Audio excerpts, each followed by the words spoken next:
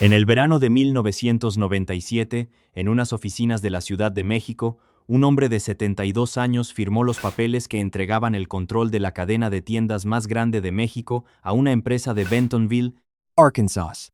La operación rondó los $1,200 millones. Del otro lado de la mesa estaba Walmart. De este lado estaba Jerónimo Arango, el tipo que casi 40 años antes había puesto en la calle de Bolívar una tienda con un nombre en vasco que casi nadie sabía pronunciar y que le enseñó a este país lo que significaba la palabra descuento. 3 años después de esa firma, la empresa que él había fundado dejó de llamarse como se llamaba. Cifra desapareció del pizarrón de la Bolsa Mexicana de Valores y en su lugar apareció otro nombre, Walmart de México. Y aquí viene lo raro. Aurrerá abrió su primera tienda en 1958. Sam Walton abrió la primera Walmart en Rogers, Arkansas, en 1962, 4 años después. México inventó el descuento moderno antes que Arkansas, y aún así el que se lo tragó fue Arkansas. Estás viendo Expresas MX, el canal donde desarmamos las empresas que construyeron el México que compramos todos los días, hasta el último anaquel y hasta el tipo que decidió el precio. Si esto es lo tuyo, suscríbete y deja tu like, porque lo que viene no es la historia de una tienda que quebró. Aurrerá nunca quebró. Al final de este video vas a entender exactamente cómo una empresa puede ganar todas sus guerras, dominar su mercado, hacer millonarios a sus dueños y aún así terminar con el letrero de otro en la fachada. Y vas a entender por qué el nombre Aurrerá sigue vivo hoy, colgado en más de 2,000 tiendas de este país, aunque el dueño esté a 4,000 kilómetros. Empecemos por la banqueta de Nueva York, donde arrancó todo. Jerónimo Arango Arias nació en la Ciudad de México en 1925. Su padre, Jerónimo Arango Díaz, era un asturiano que llegó a México sin nada y que levantó Casa Arango, una cadena de tiendas de telas y ropa, que le fue muy bien. Los hijos, Jerónimo, Plácido y Manuel, crecieron con dinero. El mayor era el menos convencional de los tres. Estudió afuera, se metió en arte y literatura, anduvo años dando vueltas sin decidir qué hacer con su vida. El negocio familiar le aburría profundamente. Y entonces, a finales de los 50, caminando por Nueva York, vio una fila. Gente formada en la banqueta. Un local de descuento de los que estaban reventando el comercio estadounidense en esos años, vendiendo mercancía de marca por debajo del precio que marcaban los fabricantes. No había alfombra. No había vendedor de traje. Había un letrero con un precio y una multitud dispuesta a esperar en el frío por ese precio. Arango se quedó parado ahí, viendo a la gente entrar. Y lo que entendió en esa banqueta fue algo que en México todavía nadie estaba haciendo. Que se podía ganar más dinero ganando menos por cada cosa vendida, siempre y cuando vendieras muchísimas cosas. Regresó, convenció a sus hermanos, y los tres fueron con el papá a pedirle prestado. Don Jerónimo les prestó. En 1958, abrieron la primera tienda en la calle de Bolívar, en el centro de la Ciudad de México, y la llamaron Aurrerá. La palabra viene del euskera y significa adelante.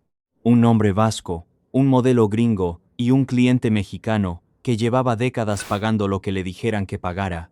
La tienda vendía barato, no un poco más barato. Barato de un modo que parecía un error de imprenta, y funcionó tan bien, tan rápido, que el resto del comercio mexicano decidió que había que matarla. Lo que pasó después es la parte que casi nadie cuenta, y es donde Aurrerá dejó de ser una tienda para convertirse en un problema nacional, porque el sistema comercial de aquel México funcionaba con un acuerdo tácito. El fabricante fijaba el precio, el comerciante lo respetaba, y todos ganaban lo mismo sin lastimarse. Aurrerá rompió ese pacto en su primera semana de vida. La represalia fue el bloqueo. Fabricantes que dejaron de venderles, proveedores que de pronto no tenían inventario disponible, justo para ellos. Presión de las cámaras de comercio, presión de los grandes almacenes establecidos, presión sobre cualquiera que se atreviera a surtir a los hermanos Arango. La idea era simple y brutal. Si no puedes conseguir mercancía, no puedes vender mercancía. Los Arango respondieron comprando a través de terceros, intermediarios, compradores fantasma, mayoristas que revendían. Si un fabricante les cerraba la puerta, Ellos entraban por la ventana y la mercancía terminaba igual en el anaquel, con el mismo precio bajo y el mismo letrero. También empezaron a fabricar y a marcar producto propio, para no depender de nadie, y llevaron el pleito a donde más dolía, al público. Porque un comerciante que le explica a la señora que le quieren prohibir venderle barato no pierde esa discusión. Aurrerá sobrevivió al bloqueo, y la victoria vino con un premio envenenado que tardaría 30 años en cobrarse. Para no volver a depender de nadie, tenían que crecer, mucho. Ser tan grandes que ningún proveedor pudiera darse el lujo de decirles que no. Y ahí arrancó una de las expansiones más agresivas que ha visto este país. En 1965 hicieron algo que ninguna empresa mexicana de su tamaño estaba haciendo. Se asociaron con Jewel Companies, una cadena de Chicago que entró al capital. Con esa alianza llegó algo más valioso que el dinero. Llegó el manual, logística, control de inventarios, manejo de perecederos, sistemas de compra centralizada. Los gringos tenían 20 años de ventaja operativa y se la vendieron a los Arango junto con las acciones. La primera vez que Aurrerá abrió la puerta a un socio extranjero, salió ganando. Eso también importa para lo que viene después. Un año antes, en 1964, habían abierto un restaurante. Se llamó Vips. La lógica era la de siempre. La gente que va a comprar tiene que comer. En 1970, abrieron una tienda de ropa a precio bajo llamada Suburbia. Ese mismo año lanzaron un formato nuevo, sin acabados, sin lujos, con la mercancía estibada casi como llegaba del camión y los precios más agresivos de toda la operación. Le pusieron Bodega Aurrerá. Recuerda esa fecha, porque de todo lo que construyeron los hermanos Arango, ese es el único nombre que sigue en pie hoy. Después vino Superama para el cliente de clase media alta que quería supermercado bonito. El grupo se reorganizó bajo un nombre nuevo, Cifra, y se convirtió en una de las acciones más movidas de la Bolsa Mexicana de Valores. Autoservicio, bodega, ropa, restaurantes, abarrotes finos. Cada nivel socioeconómico de México tenía su tienda, y todas eran de la misma familia. En los 80, Cifra era la empresa comercial más grande del país, rentable, sin deuda, con efectivo en caja, dirigida por un hombre que odiaba las entrevistas y que casi nunca se dejó fotografiar. México se caía a pedazos en esa década. Nacionalización de la banca en el 82, inflación de 3 dígitos, devaluaciones en cadena, el temblor del 85, Cifra crecía. Y cuando llegaron los 90, Jerónimo Arango tomó la decisión más elogiada de su carrera. También fue la que le entregó la empresa a otro. En 1991, Cifra firmó una asociación al 50% con Walmart Stores. Sobre el papel, era el mejor trato posible. 2 socios iguales, uno con el músculo global y el otro con el conocimiento del terreno. Ese mismo año abrieron el primer Sam's Club en la Ciudad de México, en Polanco, y la gente hizo fila para pagar una membresía anual por el derecho a comprar arroz en costal. Al año siguiente, llegó el primer Walmart Supercenter. El Tratado de Libre Comercio estaba en la puerta y todo el mundo en México quería un socio gringo antes del 94. Arango tenía razón en algo fundamental. Walmart iba a entrar a México con o sin él. Y a esas alturas, Walmart ya era una máquina de escala planetaria.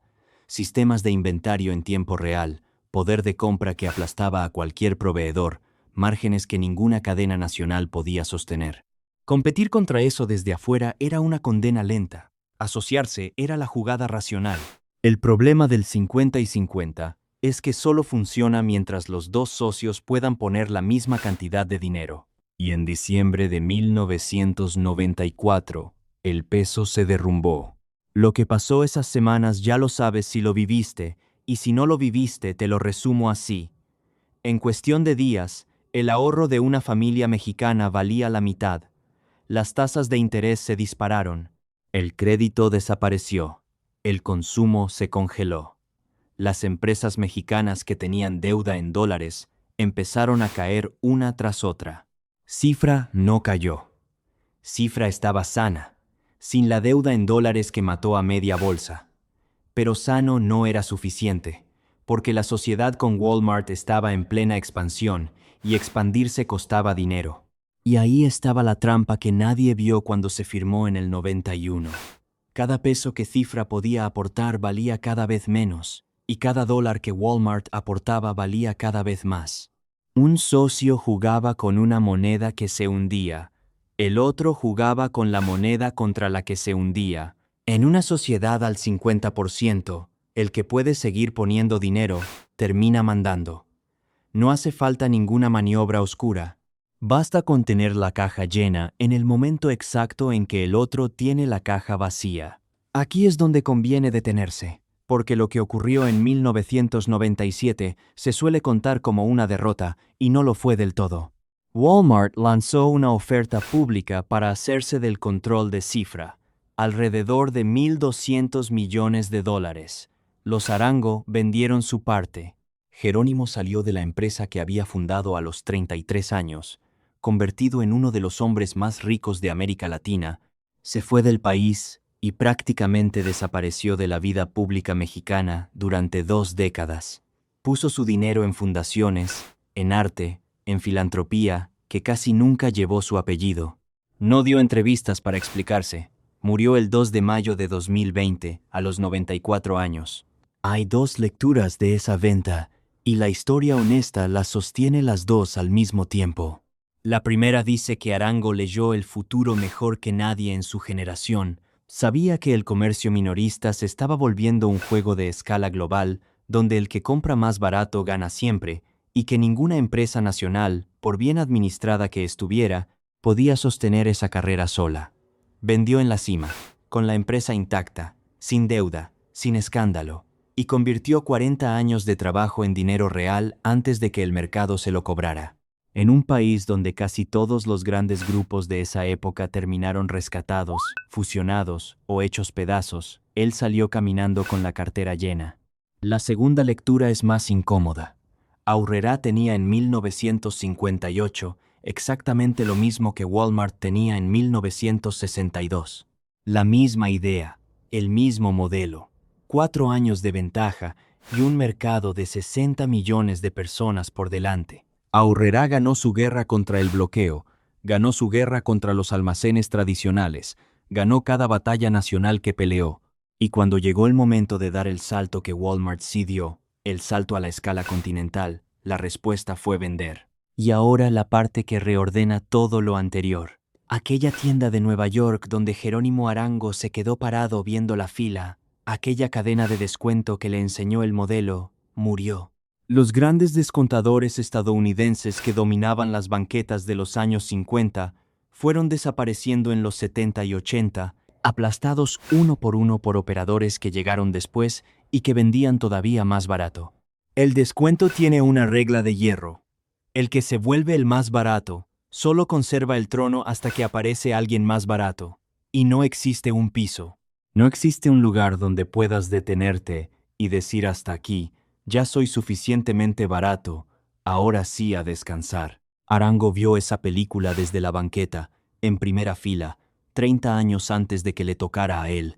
Sabía perfectamente cómo terminaba. Por eso lo de 1997 se entiende distinto cuando lo ves desde ahí.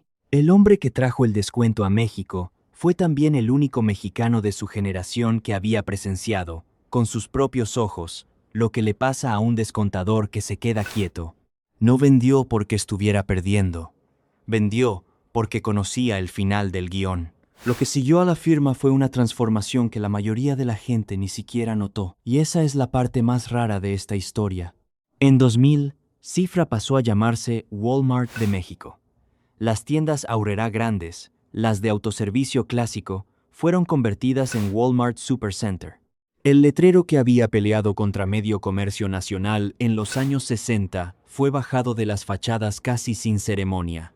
Superama, Pips, El Portón, Suburbia, todo quedó bajo la misma administración, y con los años se fueron vendiendo por pedazos, los restaurantes por un lado, la cadena de ropa por otro, pero un nombre no lo tocaron.